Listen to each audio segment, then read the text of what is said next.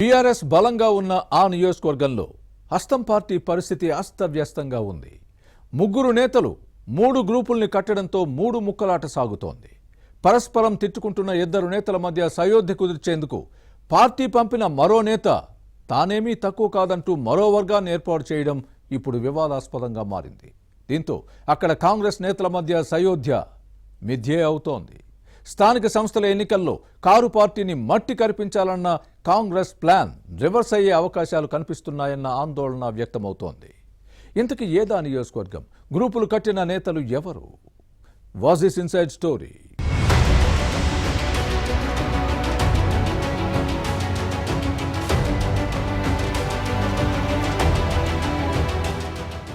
కాంగ్రెస్ అంటేనే కయ్యాలు. నేతలు ఎంతమంది ఉన్నారన్నది ముఖ్యం కాదు. 2-3 కొట్లాటలు, వర్గాలు, గ్రూపులు కామన్. నేతలు కీచులాడుకుంటూ విభేదాలతో వేదికెక్కుతారు. ప్రస్తుతం సిద్దిపేట జిల్లా గజ్వేల్లో నియోజకవర్గ హస్తం పార్టీలో ఇదే జరుగుతోంది. కుక్కలు చింపిన విస్తరణ పరిస్థితి అస్తవ్యస్తంగా ఉన్నా పట్టించుకునే దిక్కులేదు. కానీ ఈ పరిస్థితిని మార్చాలని పార్టీ నాయకత్వం భావిస్తున్నా చర్యలు మాత్రం ఆ దిశగా సాగటం లేదు. మొన్నటి వరకు నర్సారెడ్డి వర్సెస్ బండారు శ్రీకాంతరావు వర్గాలుగా విడిపోయిన కాంగ్రెస్ లో ఇప్పుడు కొత్తగా మాజీ ఎమ్మెల్యే మైనంపల్లి హనుమంతరావు గ్రూపు తయారైంది. నర్సారెడ్డి జిల్లా కాంగ్రెస్ అధ్యక్షుడు, శ్రీకాంతరావు టీపీసీసీ నేత.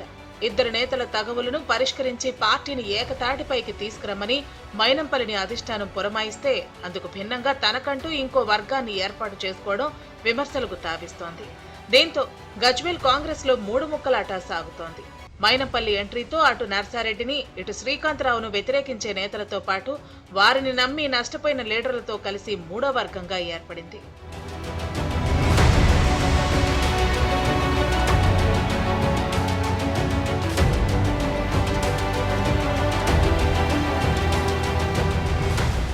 గజ్వేల్ నియోజకవర్గం ఒకప్పుడు కాంగ్రెస్ పార్టీకి కంచుకోట. ఈ స్థాన ఆవిర్భావం నుంచి ఇక్కడ 15 సార్లు ఎన్నికలు జరిగితే 10 పర్యాయాలు హస్తం పార్టీనే విజయం సాధించింది. అంతటి పట్టున్న గజ్వేల్లో ఇప్పుడు హస్తం పార్టీ పరిస్థితి పూర్తిగా రివర్స్ అయింది. 2014 నుంచి 3 సార్లు గులాబీ బాస్ కేసీఆర్ గెలిచారు.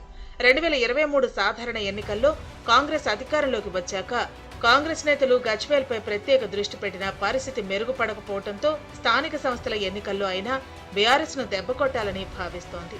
నర్సారెడ్డి, శ్రీకాంతరావు మధ్య సయోధ్య కుదిర్చే బాధ్యతలను మైనంపల్లికి అప్పగించినా అది సాధ్యం కాలేదు. ఈ మాజీ ఎమ్మెల్యే ఇద్దరితో చర్చించి ఆ తర్వాత సీఎం రేవంత్ రెడ్డి దగ్గరకు తీసుకెళ్లారు. అనంతరం కొంతమంది తగ్గి ఎవరి పని వారు చేసుకుంటూ వచ్చారు. కానీ తర్వాత మళ్లీ మామూలే. ఎడ్డమంటే తెడ్డం అనుకునే పరిస్థితి.